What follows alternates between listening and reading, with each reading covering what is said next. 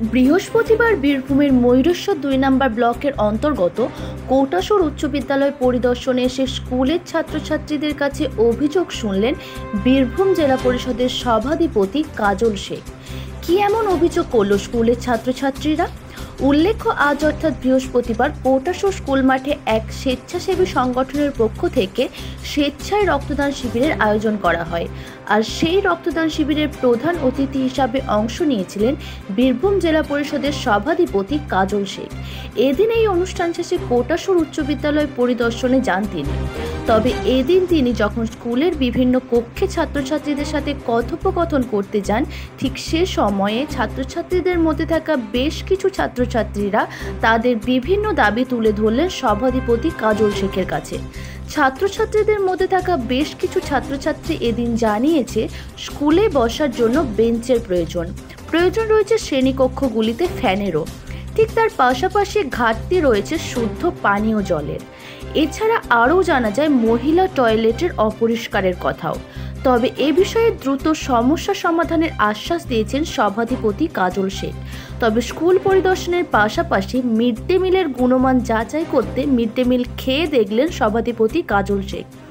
এ বিষয়ে ঠিক কি জানিয়েছে স্কুলের ছাত্রছাত্রী থেকে শুরু করে সভাধিপতি কাজল শেখ শোনাবো। আমাদের স্কুলে কিছুদিন আগে জলের মেশিন লাগানো হয়েছে, কিন্তু একটা মেশিনে স্কুলের সমস্ত ছাত্রছাত্রীরা পর্যাপ্ত পরিমাণে জল পাচ্ছে না।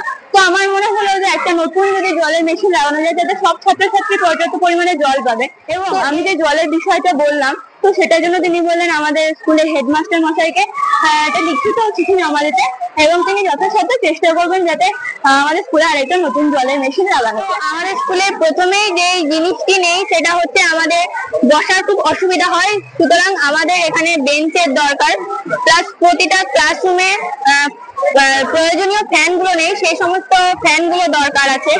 আর আমাদের স্কুলে যে সমস্ত ট্যাঙ্ক গুলো আছে সেগুলো থেকে আর একটা ট্যাঙ্ক আমাদের এক্সট্রা দরকার। আর এই পরিশুদ্ধ জলের জন্য এই যে ওয়াটার ট্যাঙ্কটি করা হয়েছে, এটি আমাদের আরেকটি প্রয়োজন।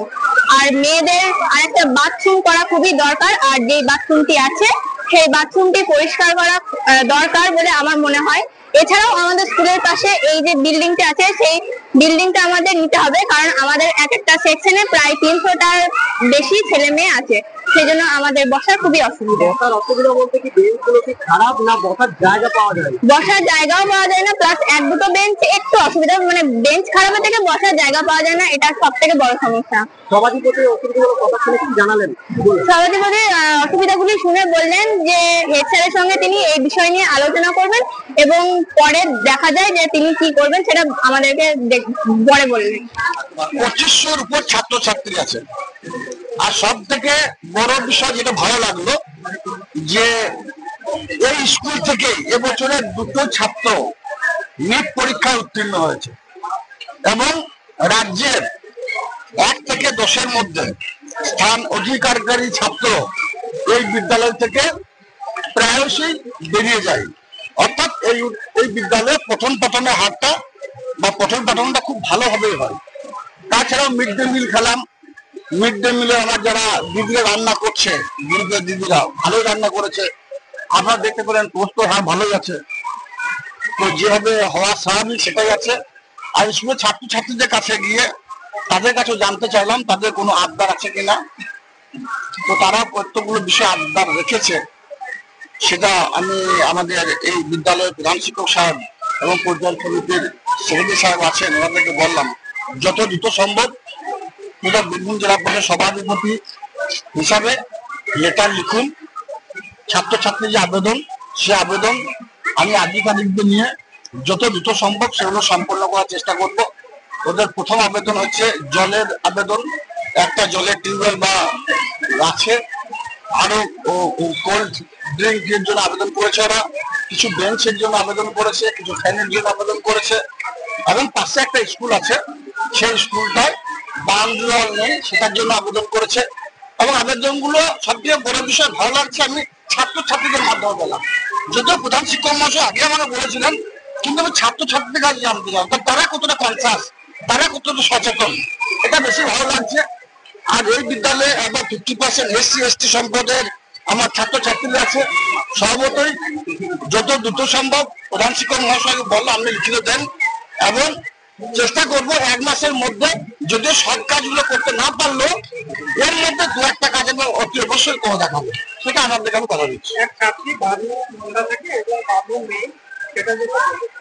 বাথরুম নেই এ কথা নয়, বাথরুম আছে, কিন্তু পর্যাপ্ত জায়গা নেই এখানে, যার জন্য প্রধান শিক্ষক মহাশয় যেটা বলছেন পাশে যে জায়গা আছে, বিল্ডিং আছে, সেই বিল্ডিংটা যদি বাউন্ডারি করা হয় এবং সেই বিল্ডিং এ যদি কিছু বেঞ্চ দিতে হয়, তাহলে এই বিদ্যালয়ের যে 25 ছাত্রছাত্রী তার একটা অংশ ওখানে চলে যাবে, তাহলে এই সমস্যাগুলো থাকবে না।